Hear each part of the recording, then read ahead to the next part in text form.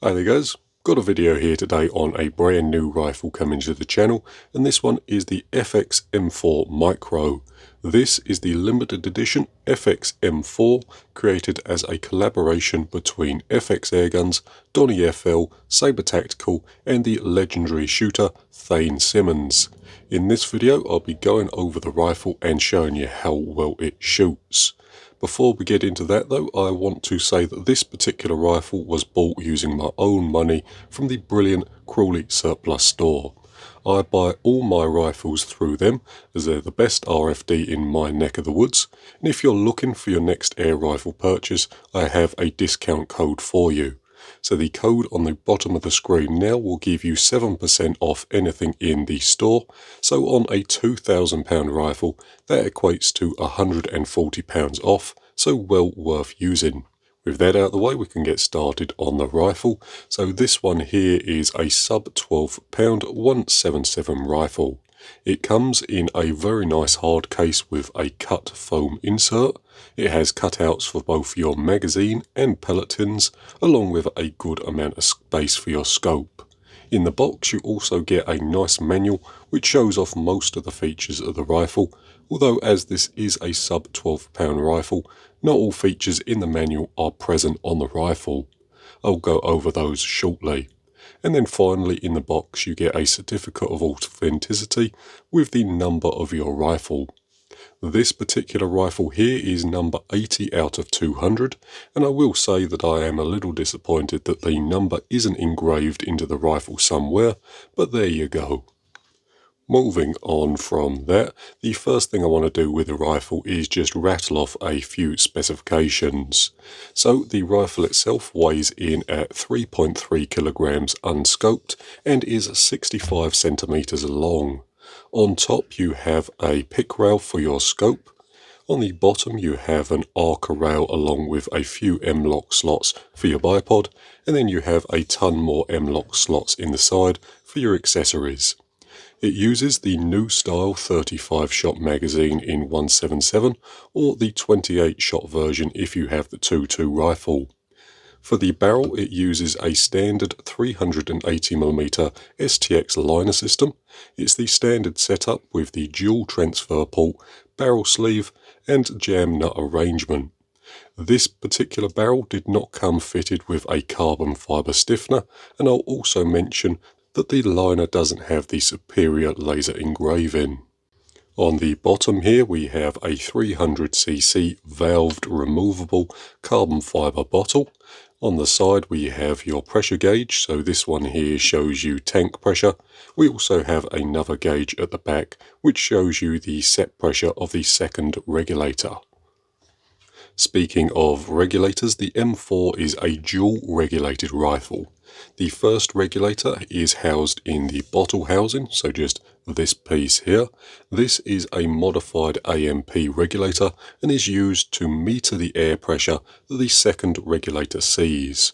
This helps with consistency over a wide pressure band and just makes the second regulator's job a little easier. The second regulator is housed in the block of the rifle, and you can just about see it through the trigger well there. This one is the new style AMP regulator with the brass reg piston and ported reg body. This is externally adjustable, although for the sub £12 market it does come fitted with a small anti-tamper plug just pushed into the regulator adjuster. Now at this point I do want to very briefly mention that the high power versions of this rifle omit the front reg as it was found to cause problems in the high power rifles. It's still present on the sub £12 rifles, and if you want to view the pressure of the front reg, all you would need to do is remove this blanking plug here and insert a gauge. The gauge threads itself is a standard 1/8 BSP gauge, so you could go for a standard analog gauge or a digital one if you prefer. And although it should be obvious, I will mention that removing this plug should be done when the rifle is fully degassed. And there's just a quick look at the gauge fitted. So as you can see there, the front reg is currently set to 100 bar. Our rear reg is set to around 70 bar, and then If we take a look at our bottle pressure, you can see that's all the way up at 150 bar. So the front reg on this particular rifle is working nicely. Right then, the next thing I want to mention is the brand new M4 trigger. Now, older versions of the Impact, like the Mark 1, Mark 2 and M3, used a sort of fake second stage arrangement, whereas the M4 uses a totally new trigger system. If we take our trigger weight gauge here, turn that on, and I'll get you a quick reading.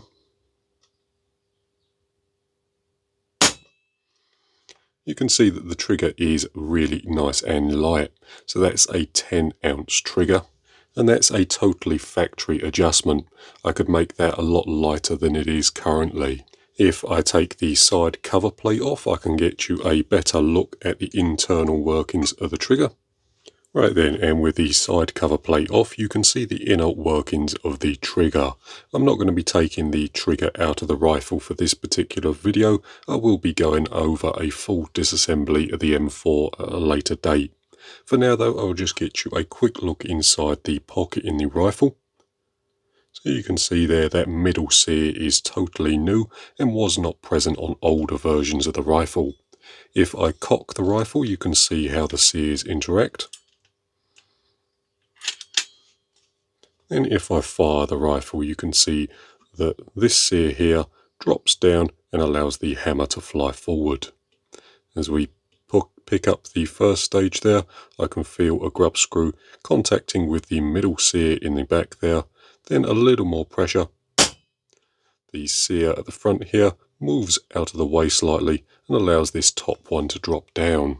This system totally removes the old system of the grub screw with a spring and a ball bearing in it and feels much nicer in use. So the quick set trigger upgrade is definitely a feature of the rifle that I really quite like. With that all out of the way, that's pretty much the basics of the rifle gone over. What I want to do next is just go over the upgrades fitted as part of the limited edition rifle. So we'll be starting at the back, then moving our way forward through the rifle. Starting off here, we have the new Saber Tactical buttstock and bag rider assembly. It comprises of two replacement side panels for the back of the rifle, the bag rider, and then the buttstock, this piece here. The rubber butt pad is really nice and comfortable, and it gives you a little extra length of pull on the back of the rifle, which for me is incredibly beneficial. I don't have a standard butt piece on hand, but I do have a tape measure. So if we take a tape measure, put that just on the join of those two components there, you can see that's about 1.25 inches or 35 millimeters from the back of these two pieces here. On the bottom you have your bag rider, which is incredibly useful as you can adjust the height of the rear of the rifle just by sliding your bag up and down the bench. Along with that, you also have a QD mount in the side here, so this hole allows you to install a quick detach sling mount, so I'm sure that's going to be useful to some people. And overall, the back of the rifle is just a lot more rigid with the Saber Tactical buttstock installed. On the top of the rifle, we have the TRS compact rail from Saber Tactical. This is the new version, which combines a thicker top rail along with the scope rail to create a super rigid spine to the rifle. On older models of the Impact, a common problem was that how you held the rifle influenced the point of impact. If you squeezed it tightly into your shoulder, you could move the point of impact quite considerably, and using the rifle with the new top rail, I haven't noticed this problem. I could move the point of impact slightly, however it was very difficult to do and not something you would notice unless you were trying to cause a problem. Other than that, the other thing I'll mention is that the rail has 20 MOA of adjustment built in, meaning the rail is angled down slightly in relation to the barrel. This helps with long-range shooting as the rail is pre-compensating for pellet drop, so you shouldn't run out of elevation at the longer ranges. Other than that, on the top of the rail we have this little level which is quite handy, along with a couple of QD holes so that you can install sling studs if you so choose on either side. The only other very minor detail I'll mention is that the rail at the top here doesn't use the small plastic shroud support found on older versions of the rail, so just this piece here. But overall it's a really nicely made piece of kit, and it helps a tremendous amount with the overall rigidity of the rifle.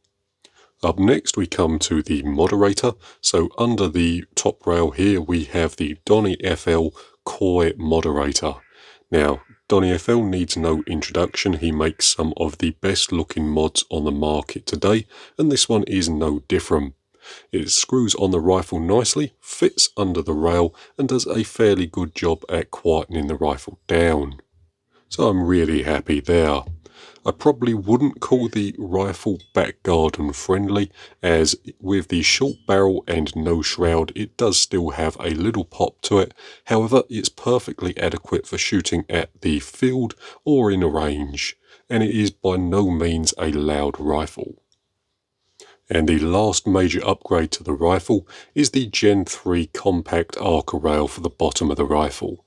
It's an awesome bit of kit. When you have a bipod mounted to the bottom here, there is no flex or movement in the rail at all, and it's nice and rigid. You also have plenty of mounting options, so you can obviously use the Arca mount at the bottom here if you're shooting off a tripod, or have a bipod with Arca mount capabilities. If you don't have one of those, you can always just install an adapter, so an M-LOK to pick rail adapter in the bottom here, and then just mount a standard Picatinny bipod. Apart from that, you have a number of M-LOK slots in the side, another QD mount for a sling stud just here, and then a couple of threaded holes in the bottom, and I believe these are for tripod mounts or other Saber Tactical accessories.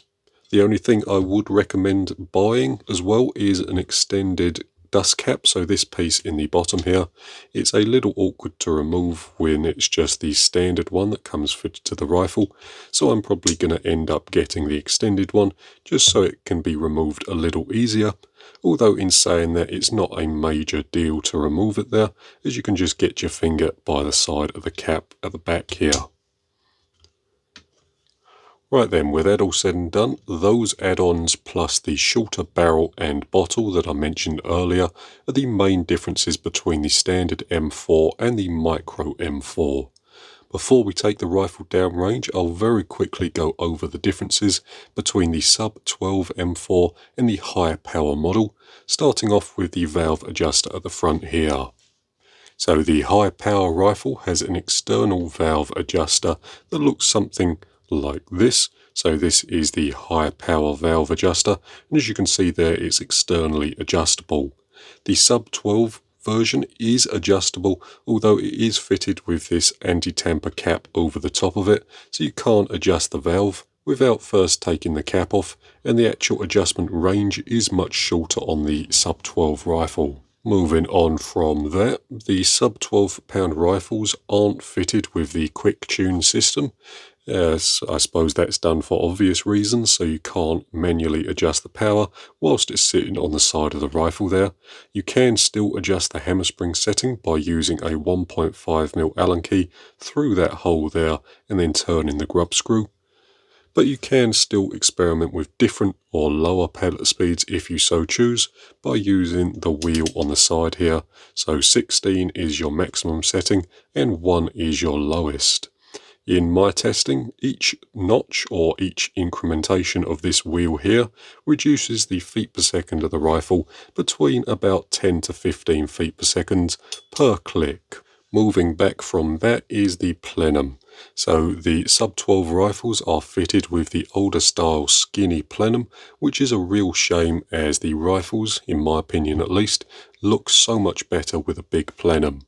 I do have all the parts for this particular rifle, and I will be fitting them, then modifying them to better suit the sub 12 rifles. So if you're interested in seeing how I do that, subscribe to the channel and you'll see that shortly. Apart from that, there will be some more subtle differences between the sub 12 rifle and the high power one, like the hammer being slightly different and the hammer spring being a lot stronger.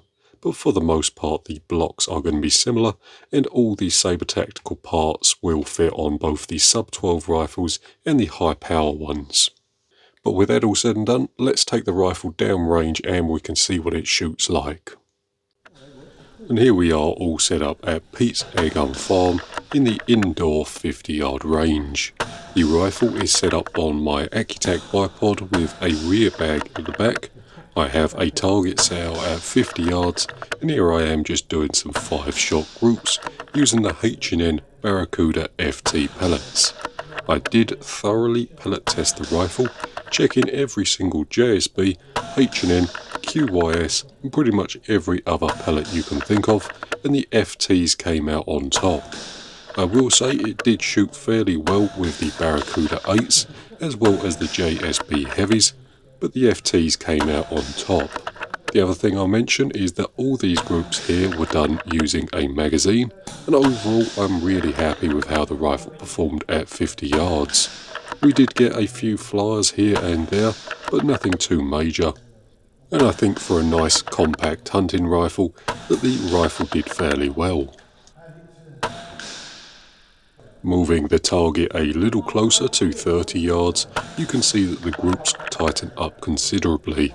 The rifle does shoot a little better when single shot loading, but it's much nicer to just rattle through shots using a magazine. And the impacts have always been a super easy rifle to shoot, and this one is no different. The cocking is incredibly slick, the rifle cycles beautifully, and overall it's a rifle that you can sit behind all day and shoot very comfortably. If you've never shot an impact before, it is one I would highly recommend trying out. It still feels unique in the airgun world and is certainly one of my favourite rifles on the market today. Back over at the bench, and here's a look at the groups. So the top 2 rows were done at 50 yards, then this section here was all done at 30 yards. Overall, really not too bad.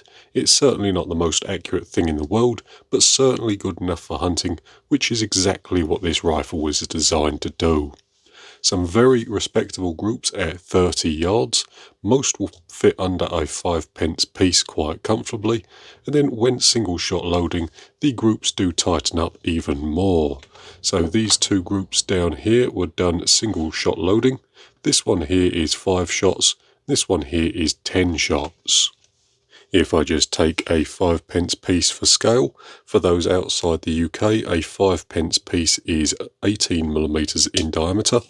At 30 yards, pretty much every single group will fit comfortably under the 5p piece. Every now and again you do get a flyer, so this one at the bottom here was done using the mag, and we did get a flyer in that group, but the rest of them easily under a 5p piece. At the longer distances, like 50 yards, the groups did open up slightly, and we're sort of getting a 25 to 30mm group on average.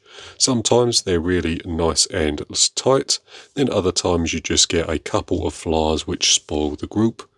Although again, all of these were done using the magazine, so the mag could be responsible for some of those flyers. With the groups all out the way, we can turn our attention to some more performance metrics, starting off with how the rifle performed over the chronograph. So over the chronograph, the rifle performed really quite well. When using JSB 8.44 grain pellets, the average pellet speed from the factory was around 775 feet per second. Shooting an entire 35-shot magazine over the chronograph gave us an extreme feet per second spread of around 15. Then when I took out the highest and lowest shots, that dropped down to around 12 feet per second spread over 33 shots, which is more than acceptable. The last thing I'll mention is the shot count.